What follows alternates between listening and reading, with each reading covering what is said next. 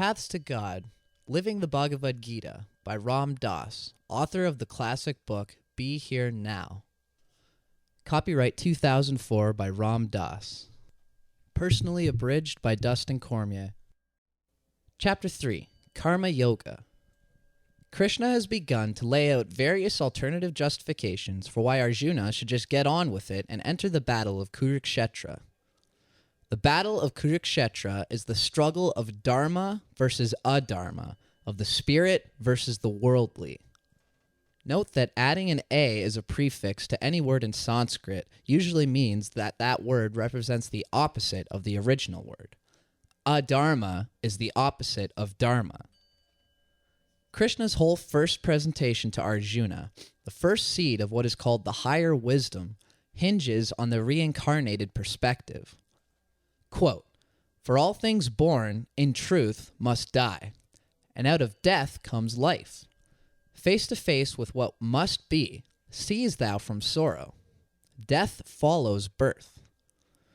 If you don't kill them, something else will. Their karma is merely acting itself out through you. What are you getting so upset about? It's all inevitable. It's all in the cards. You're just the vehicle for its happening." This is Krishna's first argument. Krishna's second argument. Krishna says, look, you're going to have to do something. You think you can escape from acting? No way. When Arjuna drops his bow, Krishna's reply is, in effect, you're not getting out of it that easy. You can't not act. You have to do something or other, and whatever you do will have some kind of karma connected with it. Krishna says, not by refraining from action does man attain freedom from action. For not even for a moment can a man be without action. Helplessly are all driven to action by the forces born of nature. He who withdraws himself from action, but ponders on their pleasures in his heart, is under a delusion. Krishna's third argument, duty. So Krishna is building his arguments for Arjuna thusly. Number 1, look, your family, your friends, they're all going to die anyway. Number 2, you can't not act. You're going to have to do something or other. Number 3, and now Krishna brings the punchline in a way that speaks very forcefully to Arjuna. It comes from a level he's especially tuned to hear. Krishna says to him, do your duty, your dharma. Quote, think thou also of thy duty, Krishna says, and do not waver. There is no greater good for a warrior than to fight in a righteous war. There is a war that opens the door to heaven, Arjuna. Happy to the warrior whose fate is to fight in such a war. Keep in mind that this is our war. This is the inner war that each of us faces. Hear Krishna's comment as directed to us. Happy the warrior. It's our grace to fight this battle, because this is the war that opens the door to heaven. Krishna warns him, if you deny your duty, everything will turn sour for you. Quote, the great warriors will say that thou hast run from the battle through fear. Those who thought great things of thee will speak of thee in scorn, etc. He's using Arjuna's ego as a prod to get him to do his dharma, which will move him beyond ego. To forego this fight for righteousness is to forgo your duty and honor. Fighting this war is your dharma, Krishna says, so not to fight it is to fall into transgression, no matter what your social roles and models might seem to tell you. If you were able to grasp the scope of this drama, Krishna is saying, you'd understand that it's your dharma to play out your role in this struggle. It's what you're here to do. Though this is a powerful argument framed from the perspective of Arjuna's position as a kshatriya, the concept of duty runs deep for them. It's not really where Krishna is coming from in making the argument. He's not calling Arjuna to do his duty out of a set of social demands, but out of his responsibility to a higher law. Social duty and dharma. There are subtle relationships between social duty and dharma and the ways they interact. If you're trying to act dharmically, you don't determine your actions out of social duty. And yet you do use the social forms in which you find yourself as a way of expressing your dharmic path. Your karma will situate you in a particular place at a particular time so you can play out a particular role. following your true dharma. The Hindu tradition has a very specific outlining system for the content of the course of every person's life and how it should be lived accordingly. It is an overflow from emphasis on finding and living your true personal dharma. Why you do your dharma remains to be seen at this junction of the story. Krishna is simply saying, it's your duty, just do it. But Arjuna, like most of us, has trouble surrendering. He's still holding on to a lot of preconceptions about how he thinks things ought to be, and inevitably that gets in the way of doing his dharma. Arjuna has his own ideas about what he'd like his path to be, but gradually we come to realize that following our own path isn't going to get us where we want to go. We begin to acknowledge that our dharma is our route through, and so we start to surrender into it. That's what Krishna is advising Arjuna to do.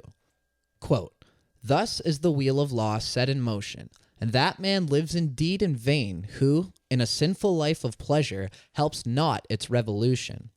But the man who has found joy of the spirit, and in spirit has satisfaction, that man is beyond the law of action."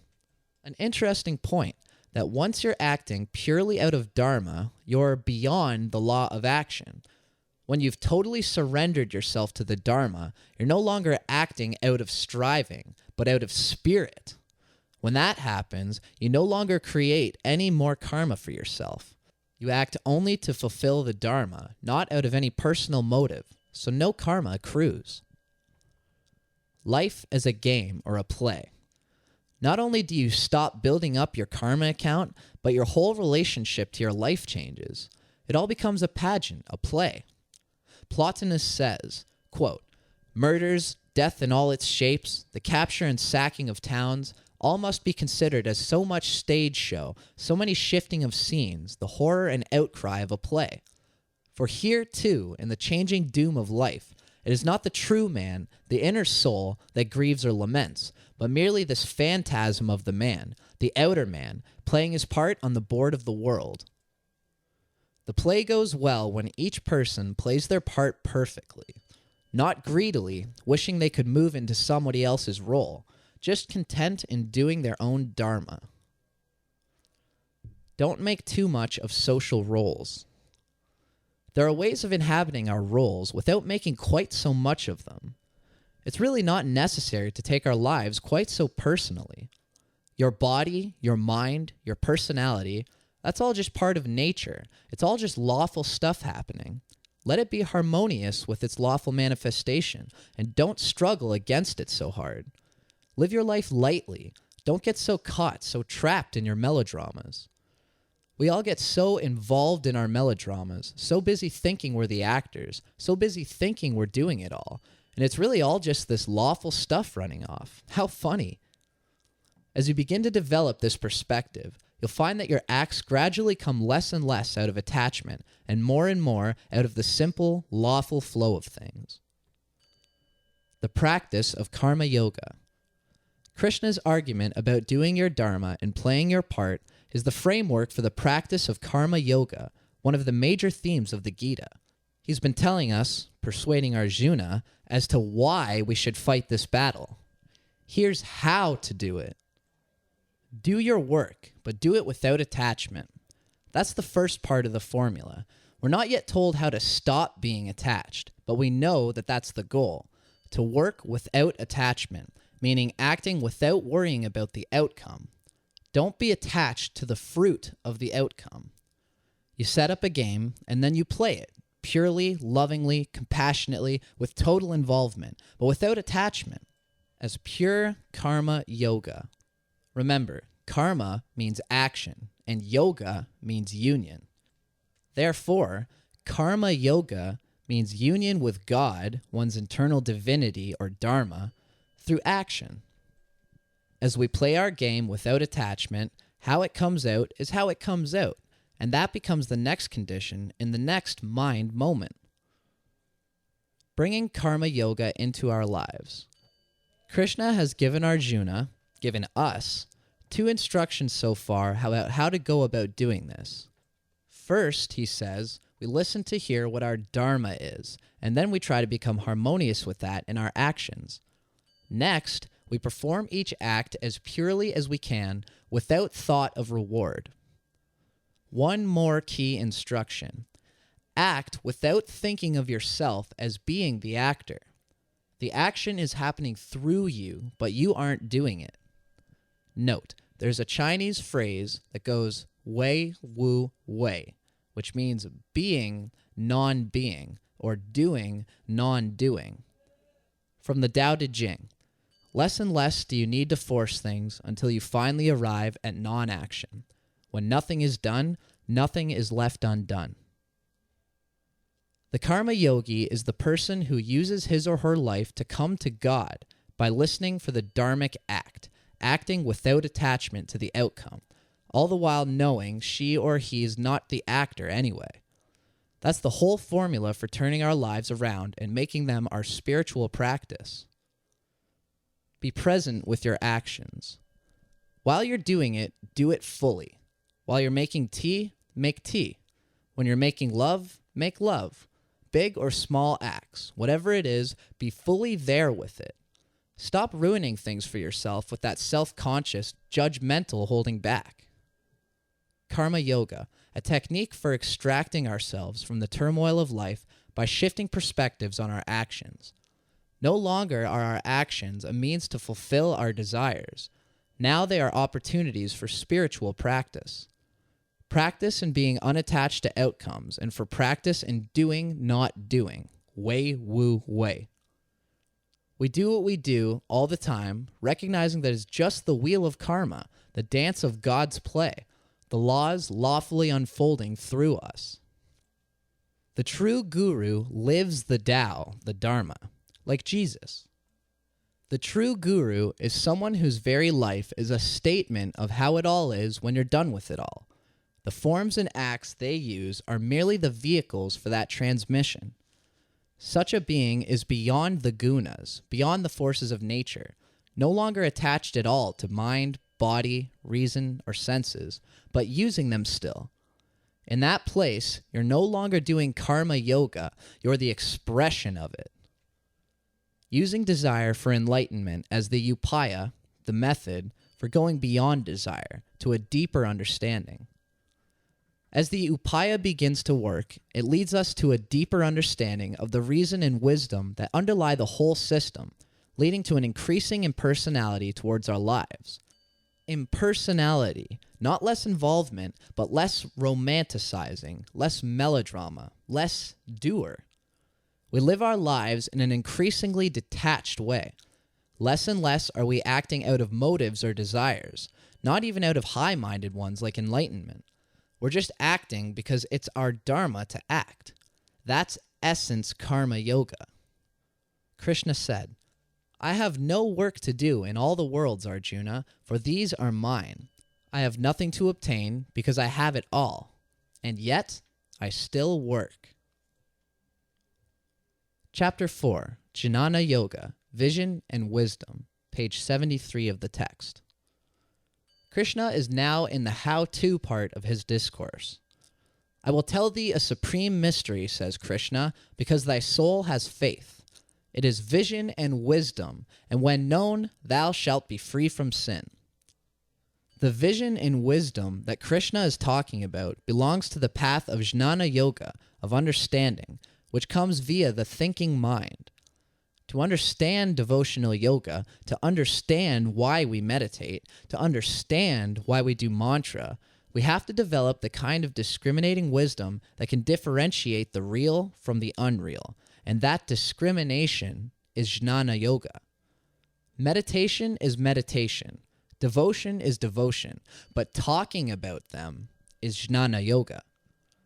All the practices of Jnana Yoga work with our intellectual faculties and with different levels of the mind to get to something that is finally beyond the mind's grasp.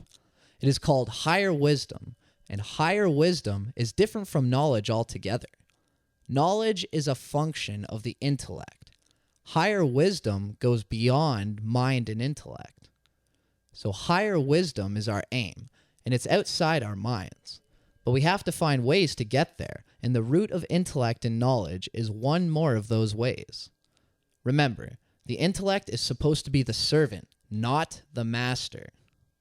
Note, Zen practice, catching Zen in the butterfly net. That is jnana yoga. Unanswerable koans and riddles, exercises of the mind, etc. Sadhana, the traditional Hindu tantric definition or breakdown of the human mind or psyche, soul. As you think of these circles, don't get caught in thinking of them as if they were fixed, solid things. They're more like Oppenheimer's electrons, patterns of energy that are always in flux.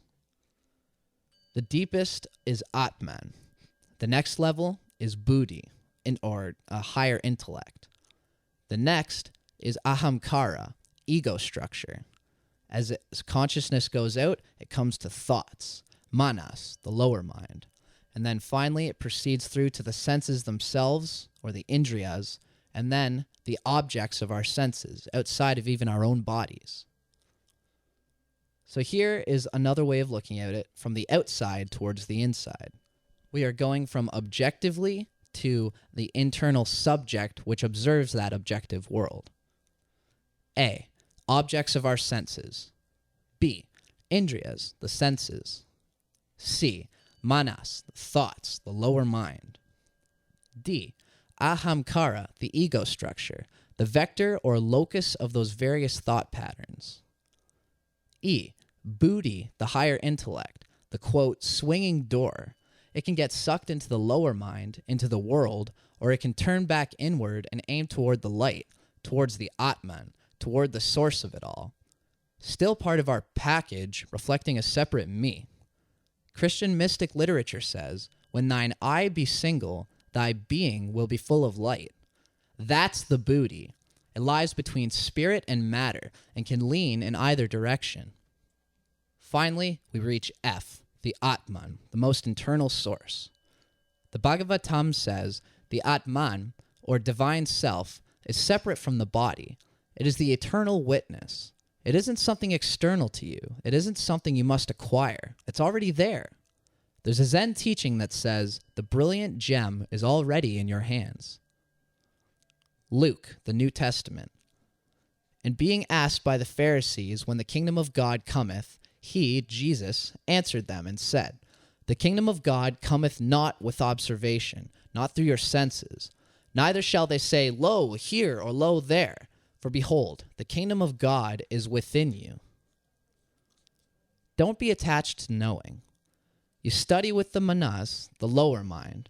You study scripture, study with teachers, you read books, you attend retreats, you collect knowledge. None of that is wisdom. It's merely the vehicle. That's going to help you get to wisdom. It turns out that one key part of the next thing is to get rid of all that knowledge. You have to let go of it. You can't be attached to knowing. It is just another attachment. Here Ram Dass relates a story of himself before he found India and found himself on the inside, when he was a psychologist working at Harvard. It was astounding how much we knew in my psychology classes. Yet when I looked inside myself, I found a considerable discrepancy between my knowing and my being. You can know knowledge, but you have to be wise. Gurdjieff said, knowledge may be the function of one center, the thinking center. Understanding, however, is the function of many centers. The thinking apparatus may know something, but understanding appears only when a man feels or senses what is connected with it. As we move toward wisdom, we move on a path from intellect to intuition, from knowing we know about something to an intuitive sense of our interconnectedness with everything. Intuitive wisdom is a non-conceptual appreciation of something through becoming one with it. That's a deeper way of understanding things. You use your intellectual models to get you going. They're really helpful for that. But don't cling to the models. You keep letting go of them, letting go of the intellectual structures. Otherwise, they just get in your way. Somebody sent Ram Dass this poem. The freer I get, the higher I go. The higher I go, the more I see. The more I see, the less I know. The less I know, the more I'm free. You collect knowledge and you just get enough so it allows you to see over the next hill. And when you do, you realize your knowledge wasn't worth a thing. So you toss it, and you're freer than you were before you started. At this point, Ram Dass relates an ancient technique for destroying and dissolving temporal structures that come about as we try to achieve intellectual knowledge and eventually wisdom. It is a technique called neti neti. It is a jnana yoga meditation practice. Neti means not this, not that. So neti means not this, not that. We look at our legs and we say, is this me? And the guru says, neti. I look at myself and say, my torso, my lungs, my breath, is this me? The guru says, neti. Then I try my psychological identifications. Am I my job? Am I my relations, my family? The guru says, neti. All these things are just strands of the locus that is you. An intuitive relationship with the universe is not objective. In turning from knowledge to intuition, we actually make a shift in our whole relationship with the universe. Knowledge is objective. We know about something. An intuitive relationship with the universe is not objective, anything but. It's a subjective relationship. We're all in it together, and that's getting very close to the concept of oneness, the description of the Atman. Psilocybin experience brings you to intuitive thinking. In the course of my psilocybin experiences, I was ripped out of being a knower of objective knowledge, torn out of seeing the entire world, even myself, as an object external to me. With the mushrooms, it all became subjective, an internal matter. And that experience of inner truth was so powerful that there is a part of me that never returned from that moment. As all these methods start to work, they take us outside the rational mind that created the systems. Chapter 5, Brahman. Ram Tirth said, a god defined is a god confined. An interesting predicament. Any label for Brahman is wrong. It is, in the Tibetan chant, gate, gate, pedagate, pedasamgate. Gone, gone beyond, gone even beyond the concept of beyond. That's Brahman. Brahman is the light inside, which is the one of the universe. A name or a word can be a reference point, but it can never be a definition of a thing. But even though we can't conceptualize Brahman, our minds can play around the edges by imagining it through these descriptions. Verse 14 of Lao Tzu's Tao Te Ching. They call it elusive and say that one looks but it never appears. They say that indeed it is rare, since one listens but never hears a sound. Subtle, they call it, and say that one grasps it but never gets hold. It stretches far back to that nameless state which existed before the creation. Unquote. That's written by somebody who's managed to come just about as close as you can to expressing the essence of Brahman. Janeshwar on Brahman. Janeshwar's writing is very poetic in its descriptions of Brahman. He says, Brahman, though existing in forms subject to change, does not undergo change. He appears to have mind and sense organs, but as the sweetness in a lump of sugar is not in its form, so these sense organs and qualities are not Brahman. It is at the same time knowledge, the knower, and that which is to be known, and that by which the goal is reached. Brahman is all of it. The Gita's description of Brahman, chapter 13. Now I shall tell thee of the end of wisdom. When a man knows this, he goes beyond death. It is Brahman, beginningless, supreme, beyond what is, and beyond what is not. From him comes destruction, and from him comes creation. He is the light of all lights, which shines beyond all darkness. In Hinduism, the expression that is used for entering that state of Brahman is chitta vritti nirodha, the cessation of the turnings of the mind. The image is of an ocean on which there are waves of all shapes and sizes. The waves are thought forms, feelings, personality traits, sense data, ideas, wave after wave. And then gradually, the waves quiet into ripples, and slowly the ripples get quieter and quieter until there is just a vast, calm ocean out of which the ripples came, and back into which they returned. That still, endless ocean is the image of Brahman. More descriptions.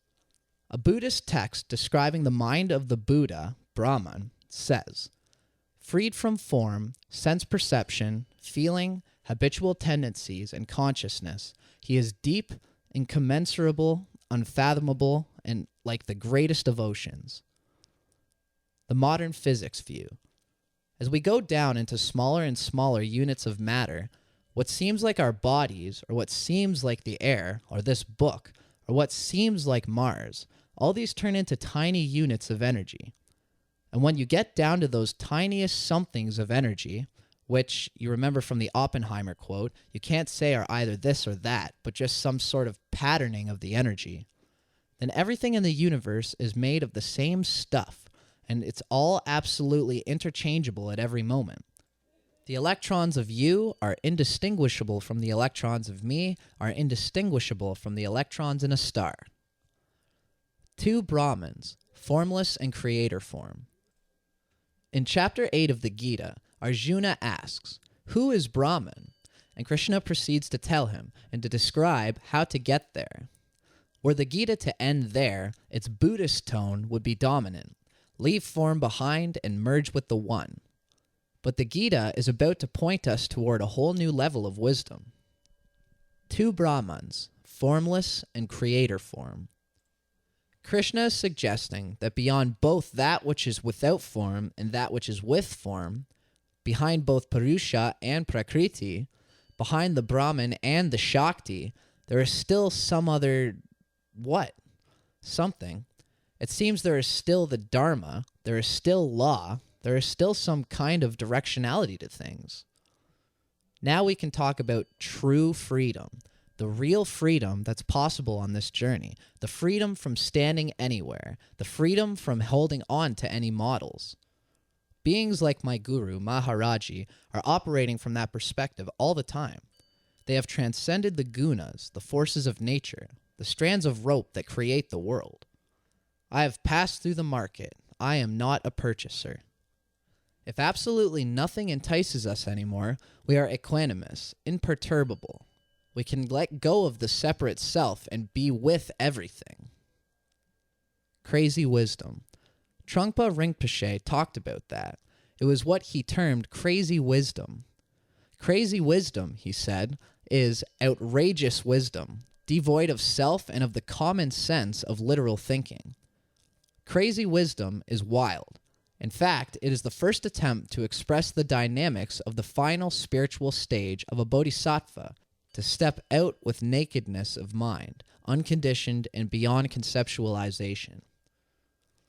Operating from that space of Brahman, we come to a new understanding of karma yoga, a wider understanding. Before, karma yoga meant doing something from within our karmic predicament that we hoped would bring us to the One. Our actions were our path, our practice.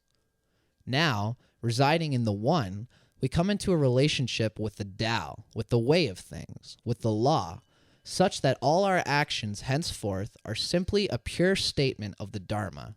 Nothing else. We have transcended the gunas. We are nirguna, beyond the attachment to the strands of nature that bind us. A being residing in the Brahman is qualitatively an entirely different entity from everybody else, because there is literally nobody there. There's nobody home.